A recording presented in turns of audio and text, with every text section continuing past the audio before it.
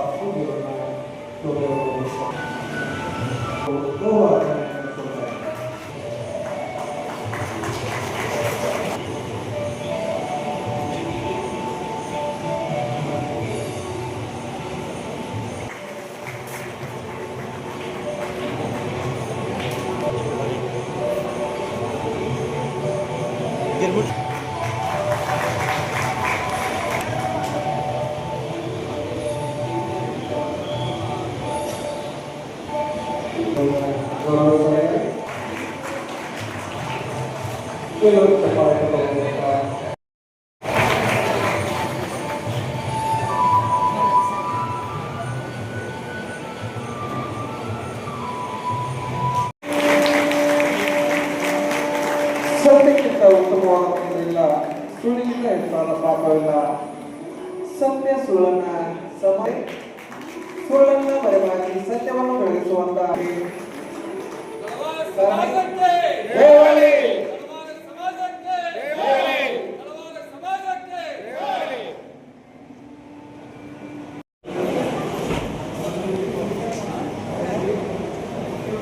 ಕೊಟ್ಟಿದ್ದು ತನಗೆ ಬರೆದಿದ್ದನ ಬೇಡ, ಮುಂದಕ್ಕೆ ಕಟ್ಟಿರುವುದು ಬುದ್ಧಿ ಸರ್ವಜ್ಞ. ನಿಮ್ಮ ದಾನ ಮುಂದಿನ ಯುವಕರಿಗೆ ಜೋರಾದ ಚಪ್ಪಾಳೆಯೊಂದಿಗೆ ಇನ್ನೂ ಹತ್ತು ಹಲವಾರು ದಾನಿಗಳು ನಮ್ಮ ಸಮಾಜಕ್ಕೆ ದೇವರಲ್ಲಿ ಪ್ರಾರ್ಥಿಸ್ಕೊತಾ ಇದ್ದೇನೆ.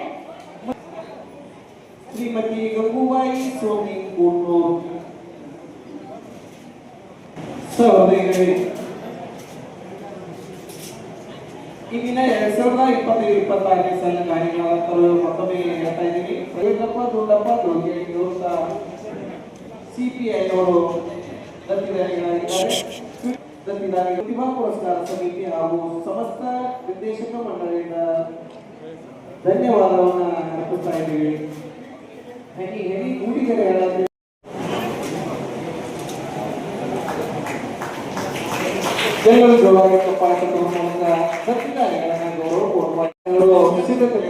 ಮುಂದಿನ ಕಾರ್ಯಕ್ರಮಕ್ಕೆ ಮಾಡಿಕೊಡ್ಬೇಕಾಗಿ ವಿನಂತಿ. SSLC ಉದ್ಯೋಗವನ್ನ ಕೊಡ್ಕೊಂಡ ಎಲ್ಲ ಮಕ್ಕಳಿಗೆ ಅತಿ ಹೆಚ್ಚಿನ ಗೌರವ ಪಡೆದಂತ 600 ಶಿಕ್ಷಣಗಳನ್ನ ಈ ಪ್ರಶಸ್ತಿಗೆ ಭಾಜನರಾಗಿದ್ದಾರೆ. ಅತಿ ಹೆಚ್ಚು ಅಂಕವನ್ನು ಪಡೆದಂತ ಶ್ರೀ ಕುಮಾರಿ ವೈಷ್ಣವಿ ಅಶೋಕ್. ನಾವು 7ನೇ ಪ್ರತಿಭಾ ಪುರಸ್ಕಾರವನ್ನು ಮಾಡ್ತಾ ಇದ್ದೀವಿ. 7 ಪ್ರತಿಭಾ ಪುರಸ್ಕಾರದಲ್ಲಿ ನಮ್ಮ ಅಧ್ಯಕ್ಷರಾದಂಥ ಶೇಷಪ್ಪ ಕಡಬೂರ್ ಅವರು ನನ್ನ ಜೊತೆಗೆ ಹೆಗಲು ನೀಡಿ ಕಾರ್ಯಕ್ರಮಗಳನ್ನು ಮಾಡಿಕೊಟ್ಟಿದ್ದಾರೆ. ಈ ವರ್ಷವೂ ಕೂಡ ನಮ್ಮ ಜೊತೆಗೆ ಅವರು ಇರ್ತಾರೆ ಅಂತ ಅನ್ನೋದ್ರದ್ದು ತುಂಬ ಪ್ರಫುಲ್ಲತೆ ಆಶೆಯೊಂದಿಗೆ ನಾನು ಹೊಂದಿದ್ದೆ. ಆದರೆ ದೇವರ ಕರುಣೆ ಅವ್ರ ಮೇಲೆ ಹೆಚ್ಚಿಗೆ ಇರಲಿಲ್ಲ ಅಂತ ಅನ್ಕೋತೀನಿ. ಆದಾಗ್ಯೂ ಕೂಡ ಅವರು ನಮ್ಮೊಂದಿಗೆ ಇದ್ದು ನನಗೆ ಮಾರ್ಗದರ್ಶನಗಳನ್ನು ನೀಡಿದ್ದು ಮತ್ತು ಸ್ವಲ್ಪ ನಾನು ಮುಖಪಿ ಅಥವಾ ಸಿಟಿಗೆ ಬರೋದರಿಂದ ಅವರು ಅದನ್ನೆಲ್ಲ ನಿಭಾಯಿಸ್ಕೊಂಡು ಹೋಗ್ತಾ ಇದ್ದರು. ಈಗ ನಾನು ಅವರನ್ನು ಕಳ್ಕೊಂಡು ಒಂದು ಬಲಗೈ ಕೂಡ ನಾನು ಕಳ್ಕೊಂಡಂಗಾಗಿದೆ. ನಮ್ಮ ಈ ಪ್ರತಿಭಾ ಪುರಸ್ಕಾರವನ್ನು ಪ್ರಾರಂಭ 2018 ಇಸ್ವಿ ಒಳಗೆ ನಾವು ಪ್ರಾರಂಭ ಮಾಡೋದಕ್ಕಿಂತ ಮುಂಚೆ ಜ್ಞಾನಗಂಗಾ ವಿವಿಧೋದ್ದೇಶ ಸಹಕಾರಿ ಸಂಘ ಅಂತ ಇದೆ, ಅಲ್ಲಿ ನಮ್ಮನ್ನು ಕರೆಸಿದ್ರು. ನಾವೆಲ್ಲ ಹೋಗಿದ್ದೀವಿ. ಓತಿಯಾಳ್ ಸರು, ನಮ್ಮ ಗೌರವಾಧ್ಯಕ್ಷರು ಶಾಸನ ಸರ್ ಇದ್ದರು, ಹಾಗೆ ಎಲ್ಲ ಬೋರ್ಡ್ ಆಫ್ ಡೈರೆಕ್ಟರ್ ಜನರು ಇದ್ದರು. ಅವರು ಈ ಪ್ರತಿಭಾ ಪುರಸ್ಕಾರವನ್ನು ಕೊಡುವುದರ ಬಗ್ಗೆ ನಮಗೆ ಹೇಳುವುದಲ್ಲದೆ ಇದನ್ನು ಕಾರ್ಯಕ್ರಮವನ್ನು ಮಾಡಬೇಕಾಗಿದೆ ಅಂತಂದು ಹೇಳುವುದರ ಜೊತೆಗೆ ಹಣದ ಸಹಾಯ ಕೂಡ ಆಗಿಂದಾಗೆ ಮಾಡಿದರು. ಅದರಲ್ಲಿ ನಮ್ಮ ಗೌರವಾಧ್ಯಕ್ಷರು ಹೇಳಿದರು, ಶಾಸಕರು ಡಾಕ್ಟರ್ ಶಾಸಕರವರು ನನಗೆ ಮಾವ ಕೂಡ ಆಗಬೇಕು.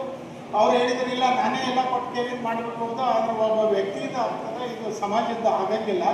ಅದಕ್ಕೆ ಸಮಾಜದ ಆಗಬೇಕಾದ್ರೆ ಎಲ್ಲರೂ ಇದರಲ್ಲಿ ತೊಡಗಿಸ್ಕೊಳ್ಬೇಕು ಮತ್ತು ಎಲ್ಲರ ಶ್ರಮ ಇರಬೇಕು, ಆಗಲೇ ಇದೊಂದು ಸಮಾಜದ ಅನಿಸ್ಕೊಳ್ತದೆ ಅಂತಂದು ಹೇಳಿ ಅವರು 1 ಲಕ್ಷ ರೂಪಾಯಿಗಿಂತಲೂ ಹೆಚ್ಚಿಗೆ ನಮಗೆ ಕೊಟ್ಟರು. ಓತಿಯಾಳ್ ಸರು ಕೂಡ ಆಗಿಂದಾಗೆ ಸ್ಪಾಟ್ ಒಳಗೆ ನಮಗೆ 25,000 ಕೊಟ್ಟರು. ನನ್ನ ಪೂರ್ವಿ ಭಾವನೆ ಏನಿತ್ತು, ಎಲ್ಲಿ ಹೊರಡಂಗಿಲ್ಲ, ನಾವೇ ಒಂದು ಸ್ವಲ್ಪ ಚಿಕ್ಕ ಪ್ರಮಾಣದ ಹಣ ಹಾಕಿ ಒಂದು ಚಿಕ್ಕವಾಗಿ ಮುಗಿಸಿಬಿಡೋಣ ಅನ್ನೋದರದ ಒಂದು ಇಚ್ಛಾಶಕ್ತಿ ಒಳಗೆ ನಾವಿದ್ದೀವಿ. ಆದರೆ ಯಾವಾಗ ಇವರೆಲ್ಲ ನಮಗೆ ಇಷ್ಟೊಂದು ಸ್ಕೋಪ್ಗಳನ್ನು ಕೊಟ್ಟರು, ಇಷ್ಟೊಂದು ಹುಮ್ಮಸ್ಸನ್ನು ತಂದು ಕೊಟ್ಟ ನಂತರ ನಾವು ಪ್ರಾರಂಭ ಮಾಡಿದ್ದೀವಿ. ಪ್ರಾರಂಭ ಮಾಡಿದ ನಂತರ ಅನೇಕ ದಾನಿಗಳು ದತ್ತಿ ದಾನಿಗಳಾಗಿ ಹಣ ಕೊಟ್ಟರು. ಆ ಭಾರ ಸ್ವಲ್ಪ ಯಾಕೋ ಭಾಳ ವಜ್ಜಾಯ್ತು ನಮಗೆ. ಈ ಹಣ ಎಲ್ಲಿರಬೇಕು, ಹೇಗಿರಬೇಕು, ಇದರಿಂದ ಹೊಣೆಗಾರ ಅನ್ನೋದ್ರ ಬಗ್ಗೆ ಪ್ರಶ್ನೆ ಬಂತು. ಆ ಪ್ರಶ್ನೆನೇ ನಮ್ಮನ್ನು ಇಲ್ಲಿವರೆಗೂ ತೆಗೆದುಕೊಂಡು ಬರ್ತಾ ಇದೆ ಅನ್ನುವ ಒಂದು ಹೆಮ್ಮೆ ಕೂಡ ನಮಗೆ ಇದೆ. ನಾನು ನಮನಗಳನ್ನು ಅರ್ಪಿಸ್ತಾ ವಿಜಯಪುರ ಜಿಲ್ಲಾ ತಳವಾರ ಸಮಾಜದ ಪ್ರತಿಭಾ ಪುರಸ್ಕಾರ ಸಮಿತಿ ವತಿಯಿಂದ ಹಾಗೂ ಜ್ಞಾನಗಂಗಾ ವಿನೋದ ಸಹಕಾರಿ ಸಂಘ ವಿಜಯಪುರ ಹಾಗೂ ದತ್ತಿ ದಾನಿಗಳ ಸಹಯೋಗದಲ್ಲಿ 7ನೇ ವರ್ಷದ ಪ್ರತಿಭಾ ಪುರಸ್ಕಾರ ಹಾಗೂ ಸೇವಾ ನಿವೃತ್ತ ನೌಕರರಿಗೆ ಸನ್ಮಾನ ಸಮಾರಂಭವನ್ನು ಹಮ್ಮಿಕೊಂಡಂಥ ಈ ಕಾರ್ಯಕ್ರಮದಲ್ಲಿ ಉಪಸ್ಥಿತರಿರತಕ್ಕಂಥ 7ನೇ ವರ್ಷದ ಪ್ರತಿಭಾ ಪುರಸ್ಕಾರ ಹಾಗೂ ಸೇವಾ ನಿವೃತ್ತಿ ಸಮಾರಂಭದಲ್ಲಿ ನಾನು ಅತ್ಯಂತ ಉತ್ಸಾಹದಿಂದ ಪಾಲ್ಗೊಂಡಿದ್ದೇನೆ ಅಂತ ಹೇಳಲಿಕ್ಕೆ ಇಚ್ಛೆ ಪಡ್ತಾ ಇದ್ದೇನೆ ಬಂಧುಗಳೇ. ಈ ಒಂದು ಸಮಾರಂಭವನ್ನು ಪ್ರತಿ ವರ್ಷ ಮಾಡುತ್ತಾ ನಾನು ಸುಮ್ಮನೆ ಮಾತನಾಡುವಾಗ ಹಿರಿಯರು ಹೇಳಿದ್ರು, ನನಗೆ ಏನು ಹೇಳಿದ್ರಪ್ಪ ಅಂದ್ರೆ 7 ವರ್ಷದಾಗ ಸ್ಟಾರ್ಟ್ ಮಾಡಿವ್ರಿ, ಸಣ್ಣಾಗಿ ಯಾರಿಗೂ ಕೇಳಬೇಡ್ರಿ, ಯಾರಿಗೂ ಏನೂ ಯಾವುದೇ ಮೂಲದಿಂದ ಹಣ ಬೇಕು ಅಂತ ಯೋಚನೆ ಮಾಡಬೇಡ್ರಿ. ನೀವು ಹೆಂಗಪ್ಪ ಅಂದ್ರೆ ಅವರನ್ನು ಆಹ್ವಾನ ಮಾಡಿ ನೀವು ಅವ್ರ ಮನಸ್ಸಿದ್ರೆ ಕೊಡ್ತಾರೆ, ಇಲ್ಲಾಂದ್ರೆ ಇಲ್ಲ, ಬೇಡುವುದು ಬೇಡ, ನಾವೆಲ್ಲರೂ ಕೂಡಬೇಕು, ಆದರೂ ಬೇಡುವುದು ಬೇಡ ಅಂತ ಹೇಳಿದರು. ನನಗಂತೂ ಅದರ ಬಗ್ಗೆ ತುಂಬ ಗೌರವವಿದೆ ಈ ಸಮಾಜದ ಬಗ್ಗೆ. ಯಾಕೆಂದರೆ ವಿಜಯಶರಣ ಅಂಬಿಗರನ್ನು ಸಹಿತ ಹಾಗೇ ಇದ್ರು. ಈ ಸಮಾಜದ ಇತಿಹಾಸವನ್ನು ನಾವು ತೆಗೆದುಕೊಂಡು ನೋಡಿದ್ರೆ ಮಹಾಭಾರತದಲ್ಲಿ ಬರೆದ ಗಂಗಾ ಮತಸ್ಥರು ಅಂತ ಬರ್ತಾರೆ.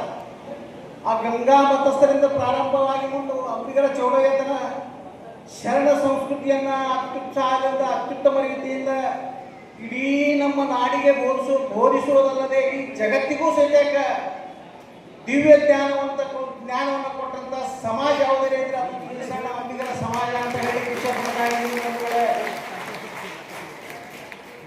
ಬಂಧುಗಳೇ. ಇವತ್ತು ಹಿಂದೆ ಏನಿದ್ರು ಸಹಿತ ಇವತ್ತಿನ ದಿವಸದಲ್ಲಿ ನಾವು ಅತ್ಯಂತ ಹಿಂದುಳಿದವರ ಕೌಂಟ್ ಆಗ್ತೀವಿ, ಈ ಸಮಾಜ ಕೌಂಟ್ ಆಗ್ತದೆ. ಯಾಕೆ ಹಿಂದುಳಿದಾಗ ಕೌಂಟ್ ಆಗ್ತೇವಪ್ಪ ಅಂದ್ರೆ ನಮ್ಮಲ್ಲಿ ಇಲ್ಲಿ ಎಲ್ಲಕ್ಕಿಂತ ಮುಖ್ಯ ಅಂದ್ರೆ ಶಿಕ್ಷಣದ ಕೊರತೆ. ಶಿಕ್ಷಣ ಮಾತ್ರ ನಾವು ಕೊಡಲೇಬೇಕು ಅನ್ನುವಂತ ಯೋಜನೆಯನ್ನ ಮಾಡಿ ಇಲ್ಲಿ ಹಿರಿಯರೆಲ್ಲರೂ ಕೂಡ್ಕೊಂಡು ಏನು 7ನೇ ವರ್ಷದ ಪುರಸ್ಕಾರವನ್ನು ಕೊಡ್ತೀವಿ ನಾವು. ಉತ್ಸಾಹ ಈ ಪುರಸ್ಕಾರ ಕೊಡುವುದರಿಂದ ನಮ್ಮ ಸೋದರಿಯರಿಗೆ ವಿದ್ಯಾರ್ಥಿನಿಯರಿಗೆ ಪ್ರೋತ್ಸಾಹ ಕೊಡುವಂಥ ಕಾರ್ಯ ಮಾಡ್ತೀವಿ. ಇದು ಅತ್ಯಂತ ಶ್ಲಾಘನೀಯ. ಸಮಾಜವನ್ನು ಮುಂದುವರೆದಂಥ ಸಮಾಜವನ್ನಾಗಿ ಮಾಡುವುದು ಬಹಳ ಸಹಕಾರಿ ಆಗ್ತದೆ ಅಂತ ಹೇಳಕ್ಕೆ ಇಚ್ಛೆ ಪಡ್ತಾ ಇದ್ದೀನಿ ಬಂಧುಗಳೇ. ಇವತ್ತು ನಾವು ನೀವು ಎಲ್ಲರೂ ಜೊತೆಗೂಡಿಕೊಂಡು ಶಿಕ್ಷಣಕ್ಕೆ ಬಹಳ ಮಹತ್ವ ಕೊಡ್ತೇವೆ.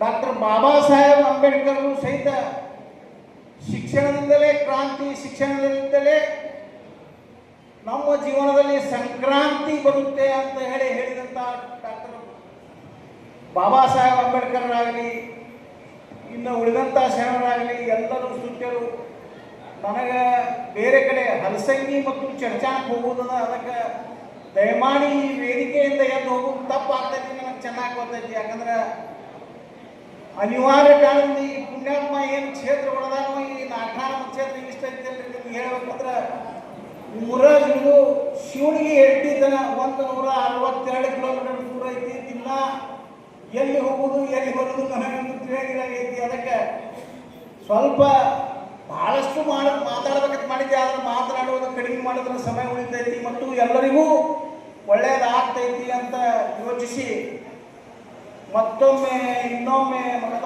ಎಲ್ಲ ರೀತಿಯಿಂದ ನಾನು ನಿಮಗೆ ಸಹಕಾರ ಕೊಡ್ತೀನಿ ಅನ್ನುವಂಥ ಮಾತನ್ನು ಹೇಳ್ತಾ ನನ್ನ ಮಾತನ್ನು ಮುಗಿಸ್ತಾ ಇದ್ದೇನೆ. ಜೈ ಹಿಂದ್, ಜೈ ಕರ್ನಾಟಕ. ಹೋಗ್ತೀನಿ, ದಯಮಾಡಿ ಯಾರು ತಪ್ಪಾಗಿ ಭಾವಿಸಬಾರ್ದು ನನ್ನ ವಿನಂತಿ ಅದೇ. ಕಲಿತದ್ದು ಪ್ರತಿಯೊಬ್ಬರಿಗೂ ಇರುತ್ತೆ, ಹುಟ್ಟಿದ ಯಾವುದೇ ಜೀವಿಗೂ ಇರುತ್ತೆ, ಯಾವುದೇ ಪ್ರಾಣಿಗೂ ಇರುತ್ತೆ, ಯಾವುದೇ ಮಾನವ ಕುಲಕ್ಕೂ ಪ್ರತಿಭೆ ಅನ್ನೋದು ಇದ್ದೇ ಇರುತ್ತೆ. ಪ್ರತಿಭೆ ಇಲ್ಲದ ಜೀವಿಯೇ ಇಲ್ಲ. ಪ್ರತಿಭೆ ಇಲ್ಲದ ಜೀವಿಯೇ ಇಲ್ಲ. ಹಕ್ಕಿಗೆ ಏನಿದೆ? ಯಾರದೇ ಸಹಾಯ ಬೇಕಾಗಿಲ್ಲ, ತಾನೇ ತಾನಾಗಿ ಹಾರುತ್ತೆ. ಎಷ್ಟು ಕಿಲೋಮೀಟರ್ ಹಾರುತ್ತೆ? ಲಕ್ಷಾಂತರ ಕಿಲೋಮೀಟರ್ ಹಾರುತ್ತೆ. ಅದು 25,000, 30,000, 50,000 ಕಿಲೋಮೀಟರ್ ನೀರಿಲ್ದೇನೆ, ಆಹಾರ ಇಲ್ದೇನೆ ಹಾರುತ್ತದು ಹಕ್ಕಿ. ಇತ್ತೀಚೆಗೆ ನಾನೊಂದ್ಸರಿ ಈ ರಂಗನತಿಟ್ಟು ಕೇಳಿದರೆ ಹೆಸರು ಎಲ್ಲಿದೆ? ಮೈಸೂರು ಹತ್ರ ಇದೆ, ಮಂಡ್ಯದ ಹತ್ರ ಇದೆ ರಂಗನತಿಟ್ಟು ಅಂತ.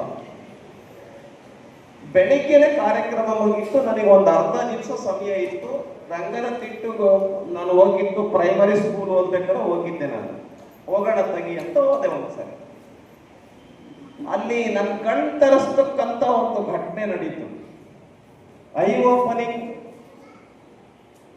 ಈವೆಂಟ್ ಅಲ್ಲಾಯ್ತು. ಏನಪ್ಪ ಅಂತಂದ್ರೆ ವಿದೇಶದಿಂದ ಹಕ್ಕಿಗಳು ಬರುತ್ತೆ ಅಲ್ಲಿಗೆ. ಎಲ್ಲಿಗೆ? ರಂಗನತಿಟ್ಟಿಗೆ ವಿದೇಶದಿಂದ ಹಕ್ಕಿ ಬರುತ್ತೆ. ನಾನು ಅಲ್ಲೆಲ್ಲ ನೋಡ್ತಾರಲ್ಲ ಇವರು, ಏನೋ ಆ ಹಕ್ಕಿಗಳನ್ನ ಎಲ್ಲ ನೋಡ್ಕೊಂಡವ್ರು ಇರ್ತಾರಲ್ಲ, ಅದು ಪ್ರವಾಸಿ ಧಾಮ ಆಗಿದೆ. ವಿದ್ಯಾರ್ಥಿಗಳು ದೊಡ್ಡ ಸಂಖ್ಯೆಯಲ್ಲಿ ಆ ಪಕ್ಷಿಗಳನ್ನು ನೋಡಕ್ ಬರ್ತಾರೆ. ನಾನು ಕೇಳಿದೆ, ಈ ಪಕ್ಷಿ ಇದೆಯಲ್ಲ ಎಷ್ಟು ವರ್ಷ ಬದುಕುತ್ತೆ ಅಂತ ಕೇಳಿದೆ. ಒಂದು ಪಕ್ಷಿ ಎಷ್ಟು ವರ್ಷ ಬದುಕ್ಬೋದು? ಎಷ್ಟು ವರ್ಷ ಬದುಕ್ಬೋದು? ಒಂದು ಕಾಗೆ, ಒಂದು ಗುಬ್ಬಿ, ಅಥವಾ ಒಂದು ಹದ್ದು, ಗಿಡುಗ, ಇವೆಲ್ಲ ಎಷ್ಟು ವರ್ಷ ಬದುಕ್ಬೋದು? ಎಷ್ಟು ವರ್ಷ? 15 ವರ್ಷ. 15 ವರ್ಷ. ಇನ್ಯಾರು ಕರೆಕ್ಟಾಗಿ ಹೇಳ್ತೀರಿ? ಎಷ್ಟು ವರ್ಷ ಬದುಕ್ಬೋದು? 10 ವರ್ಷ ಬದುಕುವಂತ ಪಕ್ಷಿಗಳು ಇದ್ದಾವೆ, 5 ವರ್ಷ ಬದುಕುವ ಪಕ್ಷಿಗಳಿದ್ದಾವೆ. ಹೆಚ್ಚು ಅಂದ್ರೆ ಇನ್ನೆಷ್ಟು ವರ್ಷ ಬದುಕ್ಬೋದು? 13. 100 ಇಲ್ಲ, 25 ವರ್ಷ. ನಾನು ಕೇಳಿದೆ, ಅದ್ಯಾವುದೋ ಸೈಬೇರಿಯಾ ಬರ್ಡ್ಸು ಹಿಂಗೆಲ್ಲ ಅಂತ ಕೇಳಿದ್ರು. ಆ ಪಕ್ಷಿಗಳು 25 ವರ್ಷ ಬದುಕ್ತಾವಂತೆ. 25 ವರ್ಷ. ಅಷ್ಟೂರಿಂದ ಯಾಕೆ ಇಲ್ಲಿಗೆ ಬರ್ತಾ ಇದ್ದಾವೆ ಅಂತ ಕೇಳಿದೆ. ಇಲ್ಲ, ಅಲ್ಲಿ ಇದ್ರೆ ಅವರಿಗೆ ಮಕ್ಕಳಾಗೋದಿಲ್ಲ. ಯಾರಿಗೆ? ಆ ಪಕ್ಷಿಗಳಿಗೆ ಮಕ್ಕಳಾಗೋದಿಲ್ಲ. ಅದಕ್ಕೆ ಏನ್ ಬರ್ತವೆ ಅಂತ ಹೇಳಿದ್ರೆ ಸಂತಾನೋತ್ಪತ್ತಿಯನ್ನು ಮಾಡ್ಕೊಂಡು ಹೋಗೋದಕ್ಕೆ ಬರ್ತಾ ಇದ್ದಾವೆ ಅಂತ ಕೇಳಿದೆ ನಾನು. ಅಲ್ಲೆಲ್ಲ ಗೂಡುಗಳು, ವಿಪರೀತ ಗೂಡುಗಳನ್ನ ಕಟ್ಟಿದ್ರು ಆ ನದಿ ದಂಡೆಗೆ. ಆ ನೋಡೋದಕ್ಕೆ ಕಣ್ಣಿಗೊಂದು ಆನಂದ. 25 ವರ್ಷ ಬದುಕ್ತಾರೆ. ಸಾವಿರಾರು ಕಿಲೋಮೀಟರ್ ನೀರಿಲ್ದೇನೆ ಆಹಾರ ಇಲ್ದೇನೆ ಹಾರ್ಕೊಂಡು ಇಲ್ಲಿಗೆ ಬರ್ತವೆ. ಅವು ಯಾವತ್ತರ ಜೀವನದಲ್ಲಿ ಇಲ್ಲಿ ರಂಗನ ತಿಟ್ಟು ಅಂತಿದೆ ಅಂತ ಗೊತ್ತಿತ್ತ? ಏನ್ ಪ್ರತಿಭೆ ಅದು? ಸ್ಮೆಲ್ಲಿಂದ ಗೊತ್ತಾಗುತ್ತೆ. ಸ್ಮೆಲ್, ವಾಸನೆ. ಇಲ್ಲಿಂದ ಈ ಭಾರತ ಎಲ್ಲಿ, ಕರ್ನಾಟಕ ಎಲ್ಲಿ, ಮಂಡ್ಯ ಎಲ್ಲಿ, ಅದೆಲ್ಲೋ ಸಾವಿರಾರು ಕಿಲೋಮೀಟರ್ ದೂರದಲ್ಲಿರ್ತಕ್ಕಂಥ ಸೈಬೀರಿಯಾ ಎಲ್ಲಿ, ಅಲ್ಲಿಂದ ಇಲ್ಲಿಗೆ. ಇದಕ್ಕೆ ರಿಸರ್ಚ್ ಆಗ್ಬೇಕೋ ಆಗಬಾರ್ದು? ಸಂಶೋಧನೆ ಆಗ್ಬೇಕೋ ಆಗಬಾರ್ದು?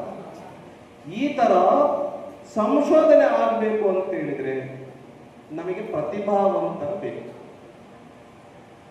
ರಿಸರ್ಚರ್ಸ್ ಬೇಕು, ಓದುವಂತವ್ರು ಬೇಕು ಮಕ್ಕಳು. ಅದಕ್ಕೆ ನಾನು ಹೇಳ್ತಾ ಇರ್ತೇನೆ, ಮೊಬೈಲ್ ಒಳ್ಳೆದಕ್ಕೂ ಬಂದಿದೆ, ಕೆಟ್ಟದ್ದಕ್ಕೂ ಬಂದಿದೆ. ಮಕ್ಕಳು ಇದೇ ಸಮುದಾಯದ ಹುಡುಗ, ಅವನ ಹೆಸರು ಸುರೇಶ್ ಅಂತ. ಹೆಸರೇನು? ಸುರೇಶ್. ಮೆಡಿಕಲ್ ಓದ್ತಾ ಇದ್ದಾನೆ. ಮೀನ್ಸ್ ಮೆಡಿಕಲ್ ಸೀಟ್ ಸಿಕ್ಕಿದೆ. ಕರ್ನಾಟಕದಲ್ಲಿ ಡಿಗ್ರಿ ಮುಗೀತು, MBBS ಮುಗೀತು. ಅವನಿಗೆ MD ಸೀಟ್ ಸಿಕ್ಕಿದೆ. ಎಲ್ಲಿ ಸಿಕ್ಕಿದೆ? ಏಮ್ಸ್, ಡೆಲ್ಲಿ.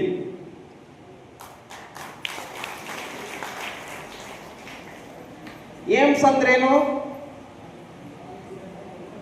ಆಲ್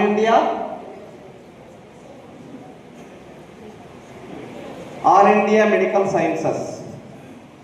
ಅಲ್ಲಿ ಸೀಟ್ ಸಿಕ್ಕಿದೆ. ಆಲ್ ಇಂಡಿಯಾ ಅಂತ ಹೇಳಿದ್ರೆ ಹೆಸರೇ ಹೇಳಿದಂತೆ ಇಂಡಿಯಾ ಲೆವೆಲ್ ನಲ್ಲಿ ಮೆರಿಟ್ ಬೇಕು, ಬಹಳ ಮಾರ್ಕ್ಸ್ ಬೇಕು.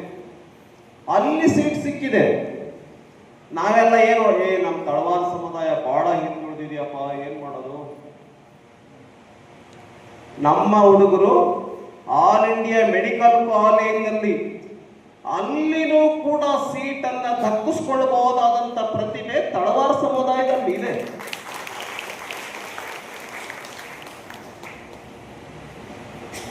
ಪ್ರತೀಕ್ ಅಂತ ಇದ್ದಾನೆ, ಅವನ ಹೆಸರು ಪ್ರತೀಕ್.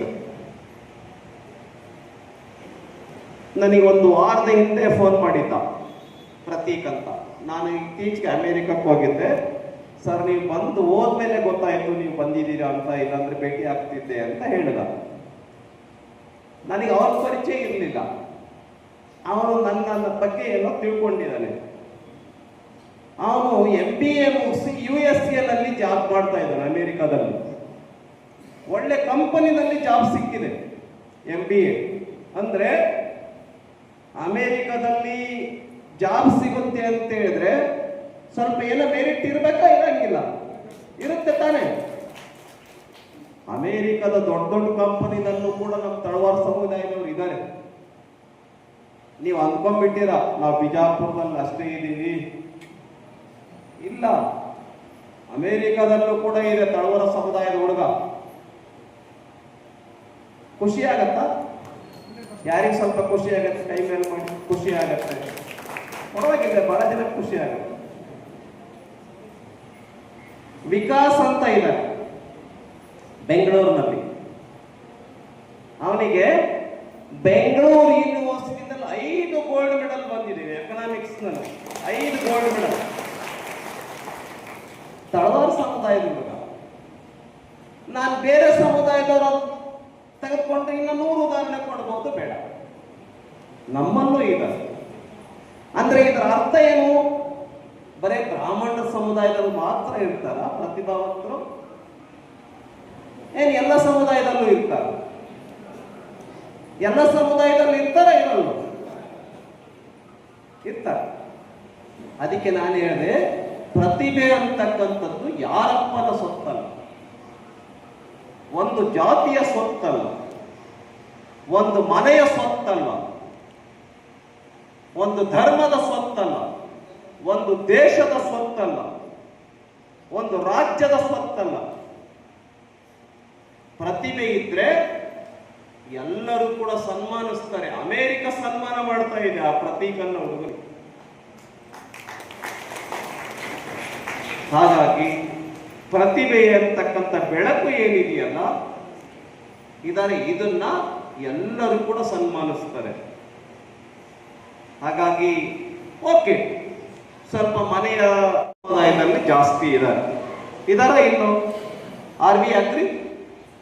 ನಾವು ಒಪ್ಕೊಳ್ತೀವಿ ಅನ್ನೋ ಸ್ವಲ್ಪ ಕೈ ಮೇಲೆ ಮಾಡಿ. ಯಾಕೆ ಹಂಗಿದೆ? ಯಾಕೆ ಆ ಸಮಾಜ ಮುಂದಿದೆ? ಉದಾಹರಣೆಗೆ ಹೇಳ್ತೇನೆ, ಈ SC ಸಮುದಾಯದಲ್ಲಿ ಇಲ್ವಾ? ನಮ್ಮ ವಿಠಲ್ ಕಟಕ್ದೊಂಡವರು ಇಲ್ಲೇ ಇದ್ದಾರೆ. ನಾವೆಲ್ಲರೂ ಕೂಡ ಈ SC ಸಮುದಾಯದಲ್ಲಿ ಇಷ್ಟಪಡ್ತಕ್ಕಂಥ ಒಬ್ಬ ಮಹಾನ್ ನಾಯಕ ಒಬ್ಬರಿದ್ದಾರೆ, ಸಂವಿಧಾನವನ್ನು ಬರೆದಂಥವ್ರು. ಯಾರವರು? ಅಂಬೇಡ್ಕರ್. ಅವರಷ್ಟು ಕಷ್ಟಪಟ್ಟಿದ್ದೀವ ನಾವು? ನಮ್ಮ ಮನೆಗಳಲ್ಲಿ ಯಾರ ಮನೆಗಳಲ್ಲೂ ಕೂಡ ಇಲ್ಲ, ಅಷ್ಟು ಕಷ್ಟಪಟ್ಟಿದ್ದಾರೆ ನಮ್ಮ BR ಅಂಬೇಡ್ಕರ್.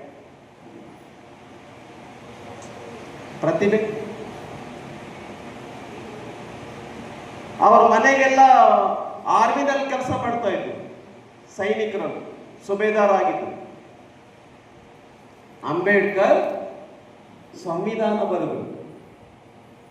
ಸಂವಿಧಾನ ಯಾರ್ಯಾರು ಹಿಂದುಳಿದಿದ್ದಾರೆ, ಯಾರ್ಯಾರು ಅಸ್ಪೃಶ್ಯರಿದ್ದಾರೆ, ಸ್ಪೃಶ್ಯರಿದ್ದಾರೆ, ಅವರೆಲ್ಲರಿಗೂ ಕೂಡ ಜೀವನದ ದಾರಿಯನ್ನು ಮಾಡಿಕೊಟ್ಟಿರ್ತಕ್ಕಂಥ ಒಂದು ವಿಧಾನ ಯಾವುದಪ್ಪ ಅಂತ ಹೇಳಿದ್ರೆ ಅದು ನಮ್ಮ ದೇಶದ ಸಂವಿಧಾನ. ಅದಕ್ಕೆ ವೇದಿಕೆ ಮೇಲೆ ಇರ್ತಕ್ಕಂಥವ್ರು ಬಹಳ ಜನ ನಮ್ಮವರೆಲ್ಲ ಇದ್ದಾರೆ. ನಾನು ಅವರ ಹೆಸರು ಹೇಳ್ತೇನೆ. ಅವರೆಲ್ಲರಿಗೂ ಕೂಡ ನಾನು ಈ ಸಂದರ್ಭದಲ್ಲಿ ಅಭಿನಂದಿಸ್ತೇನೆ. ಯಾಕೆ ಅಂತ ಹೇಳಿದ್ರೆ ಅವರು ನಿಮ್ಮನ್ನೆಲ್ಲ ಕರೆದು ಬಿಟ್ಟು ಈ ತರದ ಒಂದು ಕಾರ್ಯಕ್ರಮ ಮಾಡ್ತಾ ಇದ್ದಾರಲ್ಲ, ಒಂದು ಬಹಳ ಒಳ್ಳೆ ಕಾರ್ಯಕ್ರಮ ಮಾಡ್ತಾ ಇದ್ದಾರೆ. ಯಾರ್ಯಾರಿದ್ದಾರೆ? ಕಟಕ್ನಂಡ್ ಸಾಹೇಬರಿದ್ದಾರೆ, ನನಗೆ ಬಹಳ ಆತ್ಮೀಯ ಸ್ನೇಹಿತರು, ಬಹಳ ವರ್ಷಗಳಿಂದ. ಓಕೆ. ಆಮೇಲೆ ಅಶೋಕ್ ಸಾಸ್ನೂರ್ ಅವರಿದ್ದಾರೆ, ಗೌರವ ಅಧ್ಯಕ್ಷರು. ಈ ತರದ ಅನೇಕ ಕಾರ್ಯಕ್ರಮಗಳನ್ನು ಆಯೋಜನೆ ಮಾಡ್ತಿದ್ದಾರೆ. ನಮ್ಮ ಶ್ರೀಮತಿ ಶಾರದಾ S. ನಾಗನೂರ್ ಅವರಿದ್ದಾರೆ. ಶ್ರೀಯುತ ಡಾಕ್ಟರ್ ಮಂಜುನಾಥ್ ಮಸಳಿ ಮನೋರೋಗ ಹಾಗೂ ಮಕ್ಕಳ ನಿವಾರಣಾ ತಜ್ಞರು, ಡಾಕ್ಟರ್ ನಿಂಬಾಳ್ಕರ್, ಅಶೋಕ್ ಯು ತಳವಾರ್ ಮತ್ತು ಇನ್ನು ಅನೇಕರೆಲ್ಲ ಸೇರಿ ಅನೇಕ ಮೀಟಿಂಗ್ಗಳನ್ನು ಮಾಡಿ ನಮ್ಮ ತಳವಾರ್ ಎಲ್ಲರೂ ಕೂಡ ಸೇರಿ ಈ ತರದೊಂದು ಕಾರ್ಯಕ್ರಮದ ಆಯೋಜನೆಯನ್ನ ಮಾಡಿದ್ದಾರೆ. ಇದು 1-2 ಉದಾಹರಣೆ ಕೊಟ್ಟು ನಾನು ಭಾಷಣ ಮುಗಿಸ್ತೇನೆ. ಡ್ರೀಮ್ಸ್ ಅಂತ ಏನು ಕನಸು ಕಾಣಬೇಕು? ನಿದ್ದೆ ಬರುವ ಕನಸು ಕಾಣಬೇಕಾ? ನಿದ್ದೆ ಬರೋ ಕನಸು ಕಾಣಬೇಕಾ? ಯಾವ ಕನಸು ಕಾಣಬೇಕು? ನಿದ್ದೆ ಬರದೇ ಇರುವ ಕನಸನ್ನ ಕಾಣಬೇಕು. ಯಾವ ಗುರಿ ನಿನ್ನನ್ನ ನಿದ್ರೆಗೆಡಿಸುತ್ತೆ? ನಾನು IAS ಮಾಡಬೇಕು. ನಾನು ಮನೆಗೆ ಹೋಗಿದ್ದೆ ನಮ್ಮ ಬೆಳಗ್ಗೆ. ಅವಳ ಹೆಸರೇನು? ಸಪ್ತಮಿ ಅಂತ ನಮ್ಮ ಟೀಚರ್ ಬಂದಿದ್ದಾರೆ. ಅವ್ರ ತಾಯಿ ಕೊಪ್ಪಳ ಮೆಡಿಕಲ್ ಕಾಲೇಜ್ನಲ್ಲಿ ಅಸಿಸ್ಟೆಂಟ್ ಪ್ರೊಫೆಸರ್ ಇದ್ದಾರೆ. ಅವ್ರ ಮನೆಗೆ ಹೋಗಿದ್ದೆ. ಸಪ್ತಮಿ 6ನೇ ಕ್ಲಾಸ್. ಅವಳಿಗೆ ಕೇಳಿದೆ, ಏನಮ್ಮ ಮಾಡ್ತೀಯಾ ನೀನು ನೆಕ್ಸ್ಟು ಅಂತೆ. ಸರ್ IAS ಮಾಡಬೇಕು ಅಂತಿದ್ದೀನಿ. ನನಗೆ 6ನೇ ಕ್ಲಾಸ್ಗೆ IAS ಅಂದ್ರೆ ಏನು, KS ಅಂದ್ರೆ ಏನು, IPS ಅಂದ್ರೆ ಏನು ಗೊತ್ತಿರಲಿಲ್ಲ. ನನಗೆ ಗೊತ್ತಾಗಿತ್ತು SLC ಬಂದ ಮೇಲೆ IAS ಮಾಡ್ಬೋದು ಅಂತ ಗೊತ್ತಾಯ್ತು. SLC ಬಂದ ಮೇಲೆ. ಈಗ ಮಕ್ಕಳು ಭಾರ ಹೊಂದಿದ್ದಾರೆ.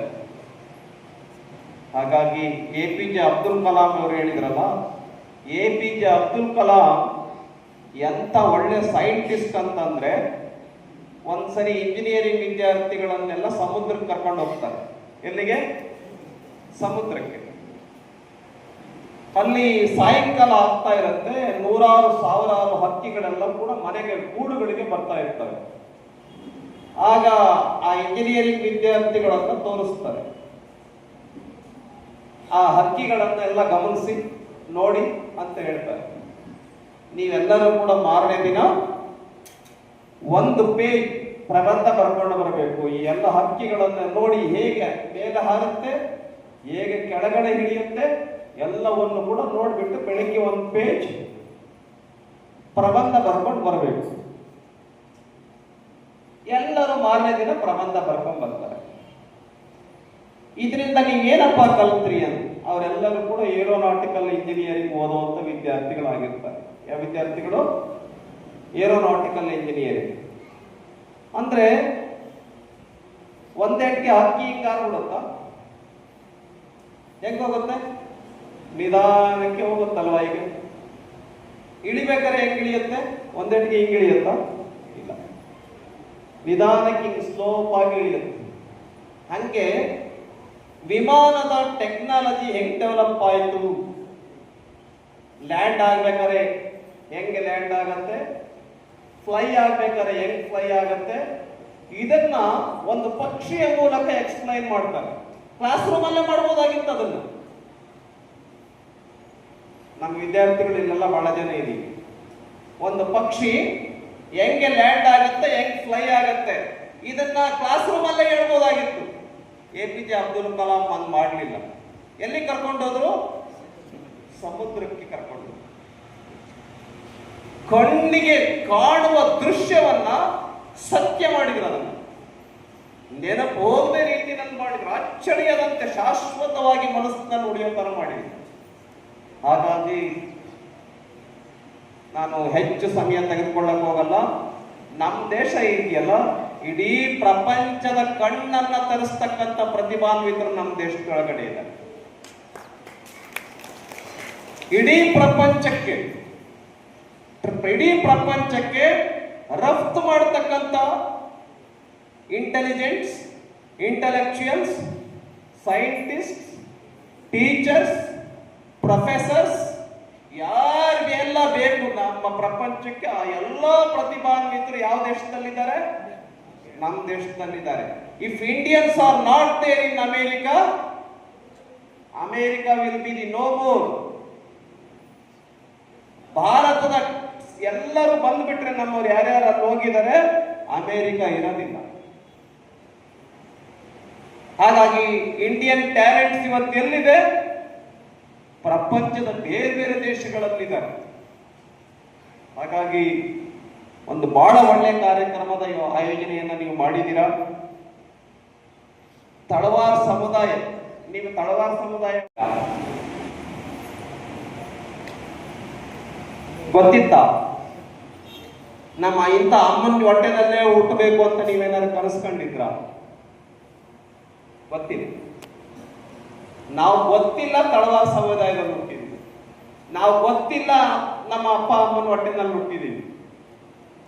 ಅಕಸ್ಮಾತ್ ಗೊತ್ತಿದ್ದಿದ್ರೆ ಕೋಟೆ ಅಂಬಾನಿ ಹೆಂಡತಿ ಹೊಟ್ಟೆನಲ್ಲಿ ಹುಟ್ಟಿದ್ವಿ ಅಂತ ಅಂದ್ಕೊಳ್ತಿದ್ವಿ.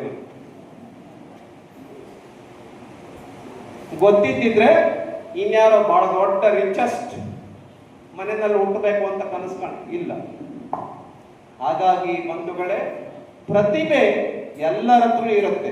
ಈಗ ಫಾರ್ ಎಕ್ಸಾಂಪಲ್ ಕೆಲವರ ಹತ್ರ ಬಹಳ ಒಳ್ಳೆ ನಾಟಕಕಾರ, ಒಳ್ಳೆ ನಿಮ್ಮ ಹೆಸರೇನಮ್ಮ? ಸರಳ ಒಳ್ಳೆ ಹಾಡು ಹೇಳಿದ್ರು. ನಮಗೆ ಹಾಡಕ್ ಬರುತ್ತಾ? ಹಾಗಾಗಿ ಒಂದೊಂದು ರೀತಿ ಟ್ಯಾಲೆಂಟ್, ಒಂದೊಂದು ರೀತಿ ಪ್ರತಿಭೆ ಒಬ್ಬೊಬ್ಬರ ಹತ್ರ ಇರುತ್ತೆ. ಅದನ್ನು ನಾವು ಐಡೆಂಟಿಫೈ ಮಾಡ್ಬೇಕಾಗುತ್ತೆ. ಇಲ್ಲ ಅಂತ ಹೇಳಿದ್ರೆ ಅವ್ರ ಪ್ರತಿಭೆ ಸತ್ತೋಗುತ್ತೆ. ನಾವು ಐಡೆಂಟಿಫೈ ಮಾಡದೆ ಹೋದ್ರೆ ಆ ಪ್ರತಿಭೆ ಏನಾಗುತ್ತೆ? ಸತ್ತೋಗುತ್ತೆ. ಹಾಗಾಗಿ ಅದಕ್ಕೆ ಸ್ವಾಮಿ APJ ಅಬ್ದುಲ್ ಕಲಾಂ ಒಂದು ಪುಸ್ತಕ ಬರೆದಿದ್ದಾರೆ, ಇಗ್ನೈಟೆಡ್ ಮೈಂಡ್ಸ್ ಅಂತ. ಇಗ್ನೈಟೆಡ್ ಮೈಂಡ್ಸ್ ಅಂತ ಒಂದು ಪುಸ್ತಕ ಬರೆದಿದ್ದಾರೆ, ಓದಿ. ಹಾಗಾಗಿ ಈ ಒಂದು ಕಾರ್ಯಕ್ರಮಕ್ಕೆ ಬಂದಿರ್ತಕ್ಕಂಥ ತಮ್ಗೆಲ್ಲರಿಗೂ ಕೂಡ ಅಭಿನಂದನೆಗಳು. ನಾವು ಮಕ್ಕಳನ್ನ ಏನ್ ಮಾಡಬಾರ್ದು? ಅಂಡರ್ ಎಸ್ಟಿಮೇಟ್ ಮಾಡಬಾರ್ದು. ದಡ್ ನನ್ನ ಮಗನೇ ಕತ್ತೆ ಇದ್ದಂಗಿದೆಯಾ?